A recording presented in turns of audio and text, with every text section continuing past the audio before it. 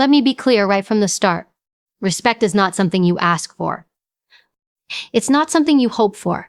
And it sure as hell isn't something you beg for. Respect is earned through the boundaries you enforce, the way you carry yourself, and the values you refuse to compromise on. I'm not here to tell you how to please men. I'm not here to tell you how to make them like you. I'm here to tell you how to make them respect you. And there's a difference. Because when a man respects you, he shows up differently. He speaks differently. He listens differently. And when he doesn't, when he tests those lines, you'll know exactly what to do. Respect isn't given to the loudest voice in the room. It's given to the person who knows their value without needing applause. And that comes down to one thing: boundaries. Not walls, not fear, not anger. Boundaries. The quiet power of saying, you don't get to treat me that way. The discipline to walk away without warning. The courage to choose solitude over disrespect. And the grace to do it all without ever raising your voice. Today I'm going to share with you 5 boundaries that earn the kind of respect from men that can't be faked or forced. These aren't rules for a relationship. These are rules for yourself. And once you live by them, you don't just gain respect from others, you gain unshakable respect for yourself. Let's begin. You don't chase validation. You don't chase applause, attention, or acknowledgement. And when you stop chasing it, when you pull your energy back from constantly trying to be seen, heard, liked, you become magnetic. That's the paradox. The moment you stop needing to prove your worth is the moment others start noticing it. There's a difference between being confident and being performative. A woman who knows her worth doesn't need to announce it. She doesn't need to shout it from the rooftops.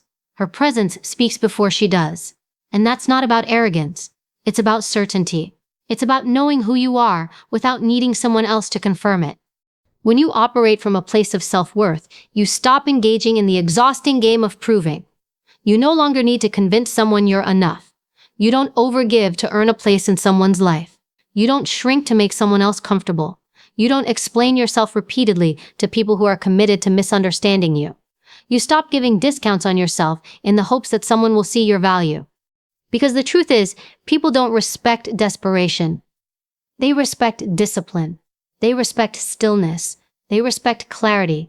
Men especially, whether consciously or unconsciously, are wired to recognize when a woman is chasing them energetically, emotionally, or mentally. And often the moment you begin to chase, you lose posture, you lose ground. Not because you aren't valuable, but because you've stepped out of alignment with your own value. There's power in silence, there's power in restraint, and there's massive power in not reacting when your ego wants to. Because self-worth isn't just about feeling good, it's about emotional discipline. It's about holding your line when someone pushes your boundaries. It's about walking away when something doesn't align, even if it's tempting, even if it's familiar, even if you think you might lose something. Because deep down, you know you're not actually losing. You're honoring yourself. There's a quiet kind of strength in a woman who knows she doesn't need to compete for attention. She doesn't need to over-explain why she deserves respect.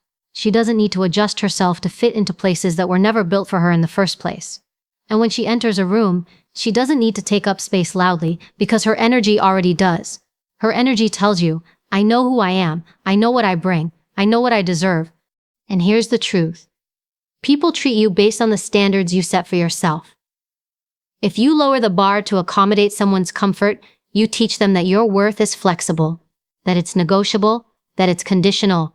And the moment your worth becomes conditional, it stops being respected. You may think that if you give more, try harder, show them how much you care, they'll finally see you. But chasing love, attention, or respect is often rooted in a wound. A belief that you have to earn what should be given freely. A belief that your value only exists if someone else acknowledges it. And that belief will keep you in cycles of overextending and under-receiving. But when you stop seeking external validation, you take your power back. You're no longer reliant on someone else to remind you that you matter. You start showing up differently. You start speaking less but with more impact. You stop tolerating the bare minimum. You begin to expect more. Not because you're entitled, but because you've done the work. You've done the inner audit. You've built your inner foundation. And now you don't need permission to hold your standards. Men respect women who don't chase, not because they want to be pursued themselves, but because they recognize the strength it takes to stay rooted in self. They see a woman who isn't easily impressed, who isn't easily swayed, who won't bend her identity to match their desires. And that's rare. It's powerful. It forces a man to ask himself, am I ready to meet her where she is? Am I ready to rise to that level? And not every man will be, and that's okay. Because a woman with self-worth doesn't cling to what isn't meant for her. She doesn't beg, she doesn't plead, she doesn't try to convince someone to value her. She already does that for herself. She understands that rejection isn't a reflection of her value. It's redirection toward alignment, towards someone or something that doesn't require her to abandon herself to feel loved. Self-worth is the filter through which everything else flows. Your relationships, your career, your choices, your boundaries. When it's strong, everything else strengthens, and when it's weak, everything cracks. So don't look outward for confirmation. Don't ask others to define who you are. Stand up straight. Speak with clarity. Say no without guilt. Say yes without fear. Look people in the eye, not to intimidate them, but to show them you're not afraid to be seen. Own your value without apology. Because when you stop chasing validation, you start attracting respect. The real kind, the quiet kind. The kind that isn't based on your looks, your compliance, or your ability to please, but on your power, your stillness, your ability to remain rooted in your truth, even when it would be easier to fold. And that is the foundation of every boundary that follows. Emotional discipline is not about suppressing your feelings, it's about mastering them. It's about knowing when to speak, how to speak, and when to walk away in silence. It's the ability to stay grounded even when someone is trying to pull you into their chaos. And that's one of the most commanding forms of strength a woman can have. Because when you control your emotional energy, you control the entire dynamic of any room, conversation, or relationship you enter. We live in a world that romanticizes reactivity. We're told to speak our truth, to let it all out, to never stay quiet. But there's a difference between emotional honesty and emotional impulsiveness. One builds respect, the other builds regret. When you're easily rattled, easily offended, or easily triggered, you hand over your power to everyone around you. You become a puppet to other people's moods, reactions, and approval. But when you discipline your emotions, you stop living in response to others and start leading from within. Men notice this. They feel it. A woman who is emotionally grounded commands attention without ever demanding it. She doesn't need to argue her point over and over. She doesn't need to prove how right she is. She knows when to speak and when to let silence do the work. That kind of restraint, that kind of control, it's not weakness, it's power. Because it shows she's not driven by ego or insecurity, she's driven by purpose. Emotional discipline is knowing that not every provocation deserves a response. It's choosing to stay calm when someone is trying to get a rise out of you. It's knowing that yelling louder doesn't make your point stronger. And sometimes, the strongest move isn't clapping back, it's stepping back. Not out of fear, but out of confidence. Because you don't need to attend every argument you're invited to. You don't need to fix, defend, or rescue everyone who dumps their emotional baggage at your feet. That's not strength. That's self-abandonment disguised as kindness. You control the energy you allow. That means protecting your peace like it's your most valuable asset, because it is. Not everyone gets access to you. Not everyone deserves your time, your empathy, your emotional bandwidth. Emotional discipline is learning to discern who's genuinely seeking connection and who's trying to drain you. And you set the tone. If someone comes at you with disrespect, you don't escalate, you elevate, you rise above, and sometimes you remove yourself altogether. People will test you, especially when they sense you have something they don't. Stability. They'll push your buttons to see if you'll break. They'll bring drama to see if you'll engage, and every time you respond with calm, clear, controlled energy, you teach them something. You teach them that your inner world is not up for grabs. You teach them that you're not going to bleed just because they're hurting. You teach them that you lead yourself.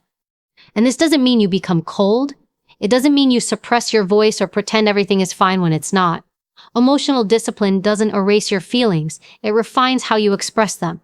You don't react in the moment. You respond with intention. You don't lash out. You lead with clarity. You don't manipulate. You move with integrity. The truth is, many people are emotionally addicted to chaos. They create conflict because they don't know how to live in peace. And if you're not careful, they'll make you think it's your job to manage their dysfunction. It's not. Your job is to manage you, your reactions, your words, your energy. And the moment you master that, everything around you starts to shift. Men respect women who don't lose themselves in the heat of the moment. Women who don't let their emotions override their values. Women who don't need to be loud to be heard, because that kind of emotional strength creates safety. It builds trust. It makes people think twice before disrespecting you. Not out of fear, but out of recognition. This woman holds herself to a higher standard. And let's be honest, most of the time, it's not about what they did. It's about how you choose to respond. That's where your power is. You don't get to control who triggers you, but you always get to choose how you carry it. You don't always get to pick the storm, but you can choose whether you stand still or spin with it. When you walk into a space with emotional discipline, you instantly shift the atmosphere. You become the calm in the chaos, the clarity in the confusion. And people feel that. It's not just something they see, it's something they sense. It's a quiet, contained force that says, I am in charge of me. You don't get to dictate how I feel. And let's not forget, emotional discipline is freedom. Freedom from the roller coaster of other people's moods. Freedom from over-explaining. Freedom from regretting what you said in a moment of anger. It gives you the power to pause, to think, to choose. And in that space between trigger and response, that's where self-respect lives. That's where boundaries are born. That's where leadership begins. So no, you're not heartless. You're not detached. You're not too much. You're just clear. You've decided that your emotions are sacred, that your peace is precious, that not everyone gets access to your softest places. And the moment you make that decision, the game changes. Not just in how men treat you, but in how you treat yourself. Because when you control the energy you allow, you don't just earn respect, you embody it. Your time and energy are not unlimited. They are not owed. They are not to be handed out freely to anyone who asks, demands, or expects them. They are a privilege earned through respect, mutuality, and alignment. And the moment you begin to treat them that way, the people around you do too. We are conditioned, especially as women, to be accessible, to be available, to be accommodating, to answer every message, every call, every request with urgency and a smile. We're taught that saying no is selfish, that protecting our space is rude, that putting ourselves first is something we need to explain. But the truth is, people will take as much of you as you are willing to give. And if you keep offering yourself to everyone, you'll end up with nothing left for yourself. Boundaries around your time and energy are not about being harsh. They're about being intentional. They say, I know what matters to me. I know what deserves my focus. And I'm not willing to sacrifice my mental health, peace, or purpose to entertain people who drain me. Because not everyone deserves access to you. Not everyone has earned the right to be close to you. Access is a currency, and when you hand it out for free, it loses its value. Think about how you feel after certain conversations, certain encounters, certain relationships. Do you feel energized, or do you feel depleted? Do you feel supported, or do you feel used? The people you keep close should be people who add to your life, not subtract from it. If someone consistently leaves you feeling exhausted, confused, or unseen, it's a sign. It's not always about cutting them off, but it is about recalibrating how much access they get to you. And this includes people you care about, family, friends, coworkers, even romantic partners. Just because someone loves you or needs you doesn't mean they get to monopolize your energy. Your time is sacred. Your focus is sacred. And when you spend it on the wrong people or the wrong situations, you rob your future of everything you could have been building instead. There's a myth that setting boundaries makes you cold or distant. But boundaries don't push people away. They filter out the ones who were never supposed to be that close. The people who are aligned with your values will respect your boundaries. They will not only accept them, they'll appreciate them. Because boundaries show clarity, they show self-respect. They say, I know who I am, and I protect what matters to me. When you stop being available to everyone, you begin to attract better connections. You begin to prioritize relationships that are reciprocal. You stop spending hours explaining yourself to people who don't listen. You stop giving your time to conversations that go nowhere. You stop investing your energy into people who only show up when it's convenient for them. And suddenly, you have more capacity for your goals, your health, your creativity, your peace. Men, in particular, notice when a woman values her time. They notice when she's not constantly reachable, when she doesn't drop everything for every text or call, when she doesn't rearrange her schedule just to make him comfortable. That doesn't make her difficult. It makes her respected, because nothing commands attention like a woman who has things to do, a purpose to pursue, and the discipline to protect her priorities. And yes, that may intimidate some people. The ones who are used to unlimited access, the ones who benefited from your lack of boundaries, will push back. They'll call you selfish, they'll call you distant, they'll try to guilt you into returning to who you were, the version of you who overgave, overcommitted, overextended. But let them be uncomfortable, let them adjust. You're not here to be convenient, you're here to be whole. You don't need to apologize for having standards for your energy. You don't need to justify your schedule.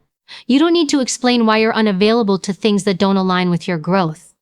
No is a full sentence. Silence is a boundary. And leaving messages unanswered, invitations declined, calls ignored. Those are not acts of cruelty. They are acts of self-respect. Protecting your energy is how you ensure that you're showing up fully for the things that actually matter. Your work, your relationships, your health, your purpose. You cannot give your best to the world if you are constantly being drained by people who only take. You cannot grow into the woman you're meant to be if you are always shrinking yourself to keep others comfortable. This is not about being busy for the sake of it. It's about being intentional. You are building something, whether it's a career, a legacy, a family, a stronger version of yourself. That requires focus. That requires boundaries. That requires being unavailable for anything that doesn't feed your vision. You're not here to prove you can do everything for everyone. You're here to live your life on purpose, to choose wisely, to give deeply, but only where it's deserved. And here's the truth. When you protect your time and energy, the right people rise to meet you. The ones who respect your space. The ones who don't need to be entertained 24/7. The ones who understand that love doesn't mean constant access, it means mutual respect. And in that space, the real connections grow. Stronger, deeper, healthier. So no, not everyone gets access. That's not cold, it's clarity. That's not rude, it's respect. That's not rejection, it's protection. You are not for everyone, and that's your power. Walking away from disrespect isn't about ego. It's not about punishing someone. It's not even about making a statement. It's about setting a standard and then living by it. Every time you allow disrespect, you teach people how to treat you. And every time you walk away from it, without drama, without explanation, you reinforce the most important message you can ever send. I respect myself more than I fear losing you. Respect isn't a luxury, it's a baseline. It's not something you earn by proving yourself or by performing perfectly.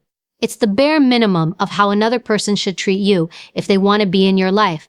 Yet so many people, especially women, are taught to rationalize disrespect, to overlook the red flags, to accept the crumbs, to give second, third, fourth chances in the name of love, forgiveness, or understanding. But the truth is, disrespect tolerated is disrespect repeated. And the longer you stay in a space where you are being disrespected, the harder it becomes to recognize yourself. Because slowly your standards slip, your voice gets quieter, and your power starts to leak away. Disrespect doesn't always come loudly. Sometimes it's subtle. It shows up in dismissive tones, backhanded compliments, emotional neglect, or consistent inconsistency. It's the canceled plans without apology, the jokes at your expense, the way they ignore your needs but expect you to meet theirs. It's being told you're too sensitive when you speak up, or too difficult when you demand better. And if you're not careful, you'll start to internalize that behavior as normal. You'll start to think you're asking for too much when really you're asking for the bare minimum. The ability to walk away isn't about anger. It's about clarity. It's about knowing that no matter how much you care about someone, you will not abandon yourself to keep them. You don't yell, you don't beg, you don't try to prove your worth to someone who's already decided to overlook it. You simply leave. Quietly, calmly, completely. Because someone who truly respects you would never put you in a position to question whether they do. Men respect women who don't negotiate with disrespect. It draws a clear line. It says, this is who I am, and this is what I will not accept. That kind of boundary sets the tone for every interaction that follows. It filters out the people who only want you when you're easy, compliant, and convenient. And yes, it will trigger some people. The ones who are used to taking advantage of your kindness will call you cold. The ones who expected you to keep tolerating the bare minimum will say you've changed. Let them talk. You didn't come this far to stay small just to be liked. Walking away, doesn't always mean slamming doors or burning bridges. It can be quiet, unapologetic, unemotional. Sometimes it looks like taking a step back, creating distance, reducing access. Sometimes it means cutting ties completely. What matters is that your actions reflect your standards. Because if you say you want respect but keep entertaining people who disrespect you, your words lose weight. Boundaries without consequences are just suggestions, and standards without action are just wishes. You don't have to explain your worth. You don't have to prove why you deserve to be treated well. You just have to show it by what you allow, what you entertain, and what you walk away from. Every time you remove yourself from a situation that doesn't honor your value, you build strength, you build trust in yourself, and that self-trust is what makes you unshakable. There's something incredibly powerful about a woman who knows when to stop talking and start walking, who no longer tries to make someone see her value, but instead goes where she's valued. That power isn't loud, it's steady. It's composed. It's the kind of energy that says, I'm not afraid to be alone. I'm afraid to stay in spaces that make me forget who I am. People will test your boundaries to see if they're real. They'll push just a little, speak just a little too sharply, ignore your needs just once to see what you'll do. And what you do in that moment sets the tone. Do you call it out? Do you pull back? Do you leave? Or do you let it slide because you're afraid of conflict or afraid to lose the connection? Those small moments matter more than you think, because disrespect usually starts small and it grows in the silence of your compliance. You don't owe anyone unlimited access to you. You don't owe anyone the benefit of the doubt after repeated harm. And you certainly don't owe anyone your presence after they've shown you they don't value it. You owe yourself peace. You owe yourself consistency. You owe yourself relationships where you don't have to shrink, chase, or constantly explain why you deserve better. There's nothing more attractive, more powerful, more respected than a woman who can walk away without looking back. Not because she's heartless, but because she's whole. Because she knows that staying where she's not respected will cost her more than it will ever be worth. And that's the standard. That's the boundary. You walk away from disrespect every time. No excuses, no second guessing, no justifying their behavior. Just a firm, clear decision to protect your value at all costs, because if you don't, no one else will. Self-leadership is the foundation of every boundary you set, every standard you uphold, and every relationship you attract. It's the quiet discipline of holding yourself to the level you expect from others. It's not just about commanding respect. It's about deserving it through the way you carry yourself, the way you speak, the way you treat others, and most importantly, the way you treat yourself. When you lead yourself well, you don't have to chase people to treat you right. You become the blueprint. This is where a lot of people miss the mark. They want love, but they don't love themselves in action. They want loyalty, but they're not loyal to their own boundaries. They want consistency from others while living in personal chaos. You cannot demand what you do not first demand of yourself. If you want high-quality relationships, high-respect environments, and high-standard energy, it starts with you. You are the first and final authority over your life. You set the tone. Self-leadership is waking up every day and asking, who do I want to be, and what does that version of me require?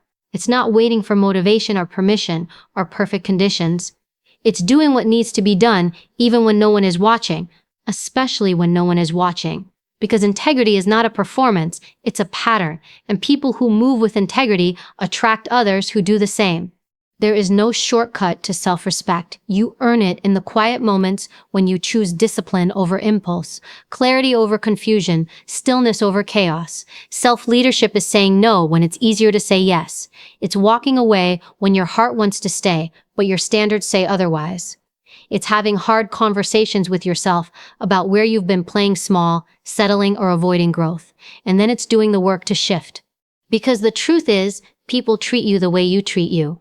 If you ignore your needs, others will too. If you tolerate disrespect from yourself through negative self-talk, procrastination, or self-betrayal, others will reflect that energy right back to you. But when you show up for yourself, you raise the bar. When you set goals and follow through, you send the message, I take myself seriously, and the world begins to take you seriously too.